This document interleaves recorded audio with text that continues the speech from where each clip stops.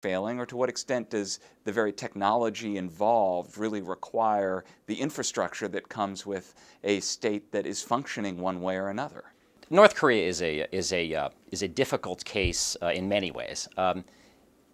It's strong on some aspects, certainly its ability to control its territory and repress its population.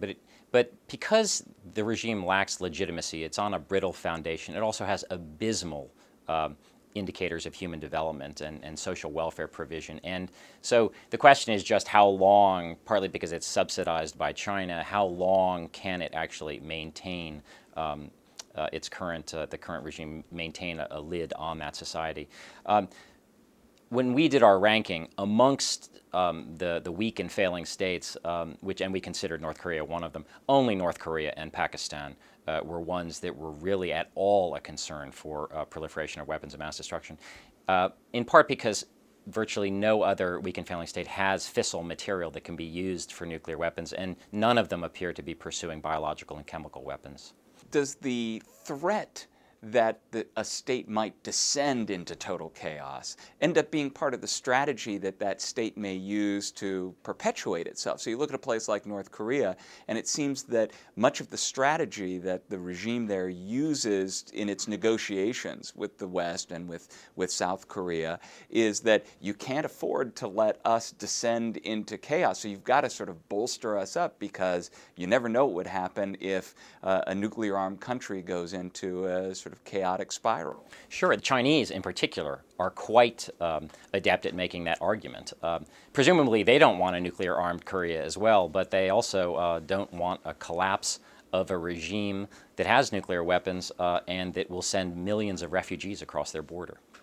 What about a state like Iran? Clearly this is not a failed state. It's a highly functioning state in any number of ways, and it seems to be the primary concern at this point for the U.S. is as far as the proliferation of nuclear technology goes. Yes, Iran is a very good example. Syria potentially in the future. It certainly has been pursuing some nuclear technology as well. Those are both examples of how the dangers, the transnational threats we're talking about, often emanate from countries that have far greater institutional capacity than what we think of as weak and failing states around the world. I do want to make one point that comes out in the book, but perhaps subtly, and that is that just because weak and failing states are not of security concern to the United States necessarily does not mean they shouldn't be of humanitarian and development concern. Weak and failing states arguably are the hard core of the global development problem. They're where the world's bottom billion, as they've been called, live. And they're also frequently sites of horrific mass atrocities. And so they will continue for moral and reasons of moral imperative, and should continue to preoccupy U.S. foreign policymakers, but the security lens is often misplaced. Is the policy crafted in a different way if what you're after is alleviating the humanitarian concern than if what you're after is saying we have to alleviate the humanitarian concern in order to avoid the security risk? I think so. What you end up doing if you put too much emphasis on the security risk is you often end up only working with the security services. And you can unwittingly empower regimes that, for instance, are quite adept at claiming that there's a terrorist threat in the country as a way of crushing internal dissent and not providing the society with full participation.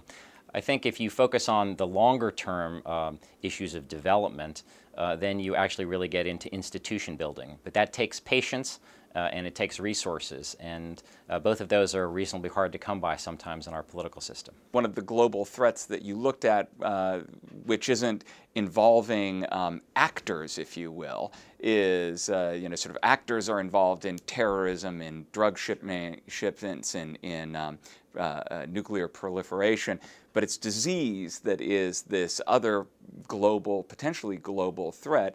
And one would think that if there were any case in which failed states are going to really continue to be a threat globally, it would be that it's places where epidemics can fester and grow and break out. But you found that that wasn't really the case either. There's no question that the world's weak and failing states bear a disproportionate disease burden. Many of the diseases, however, that they are encountering tend to be endemic ones along the lines of malaria or measles or cholera. The diseases that are of greatest concern to international security are really acute, fast-moving pandemics along the lines of influenza, the ones that could conceivably, with the right mutation, or SARS, indeed, that could conceivably kill millions of people. And those tend to bypass some of the most dysfunctional societies, again, because they're not really linked into the global economy.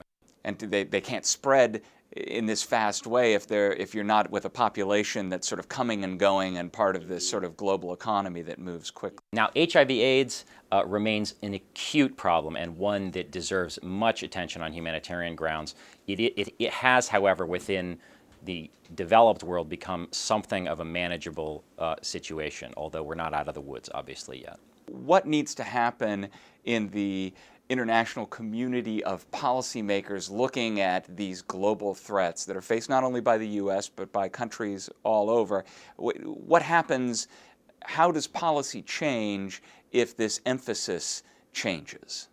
I think that we need to be honest about what our concerns are in the vast majority of weak and failing states. I think the first thing to do is for U.S. policymakers to actually draw up something of a matrix in which they classify some of these fragile states according to, and prioritize them according to whether the concern is primarily security, and in some cases it will be, or is the country a strategic anchor, for instance.